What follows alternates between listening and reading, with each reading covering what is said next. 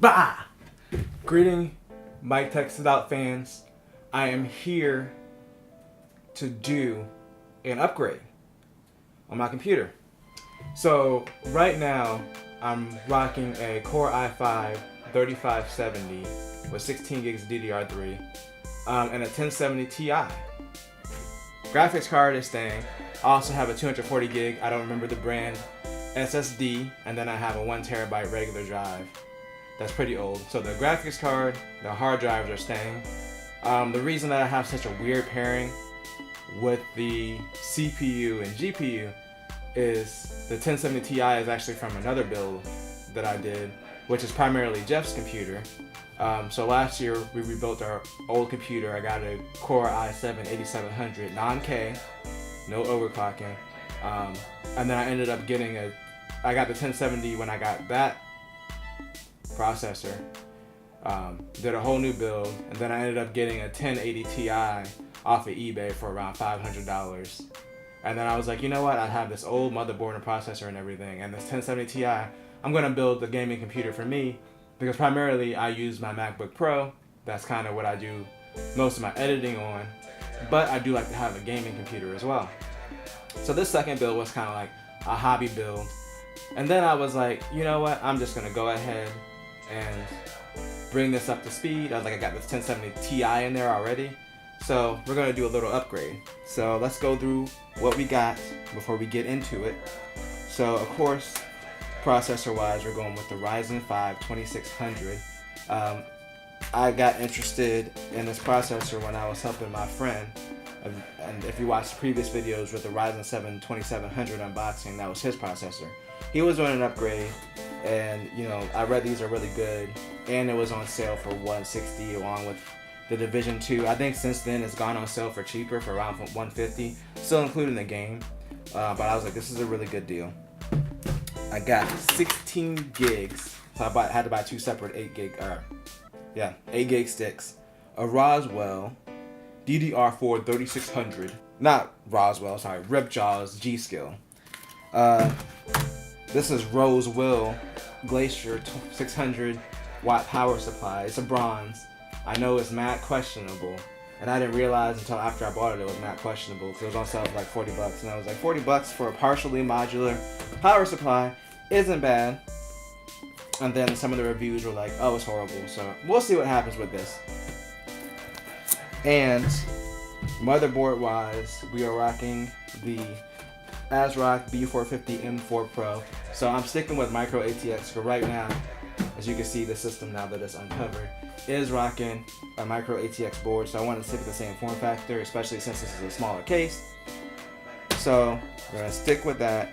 The reason I had to get a new power supply is because this is the original power supply from when I built this computer, my original computer, back in 2012 or it was either late 2012 or early 2013. Anyway, I plugged the 4-pin connector into the motherboard the wrong way, one of them, and it melted it. So this motherboard that I got needs both connectors. The one currently in here only needs one connector because it's not really like a gaming motherboard. It's kind of crap. So that's why I'm upgrading the power supply.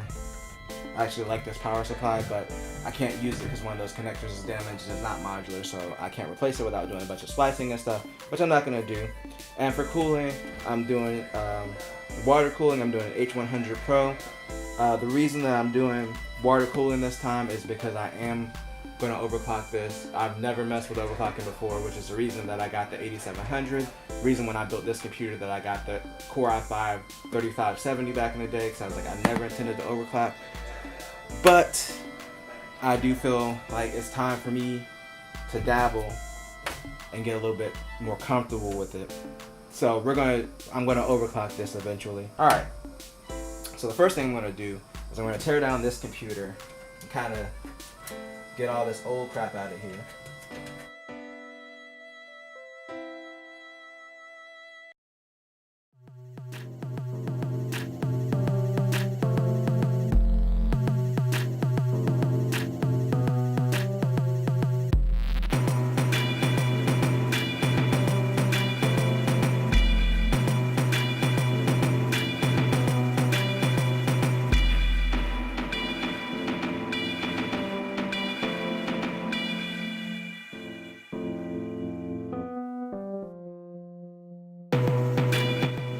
We got everything out of the case except for the drives and the fans.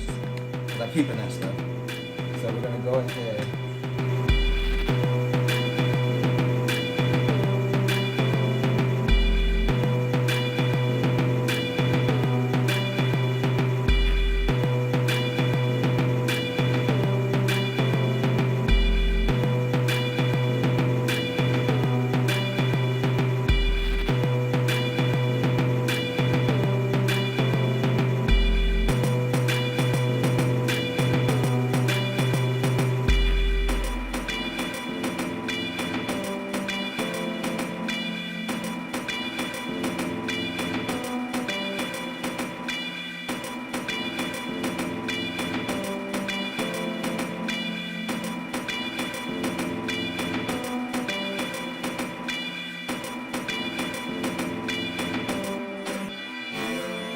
Hold on, what the hell was that?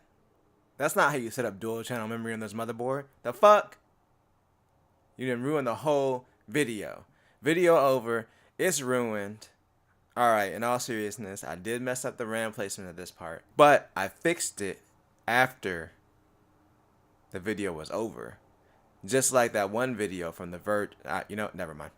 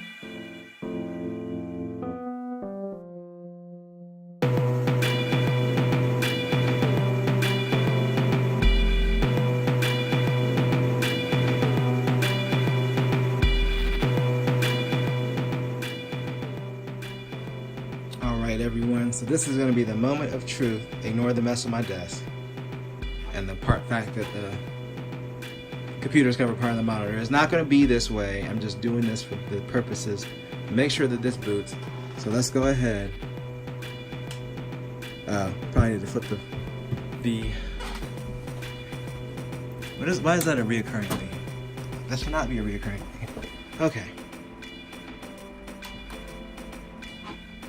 So it's definitely powered on.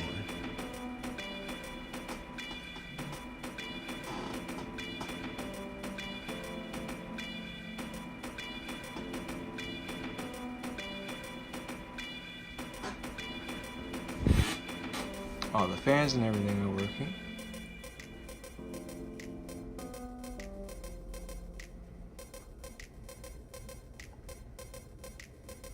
And there we go. So we got full boot. I know my wiring was dowdy.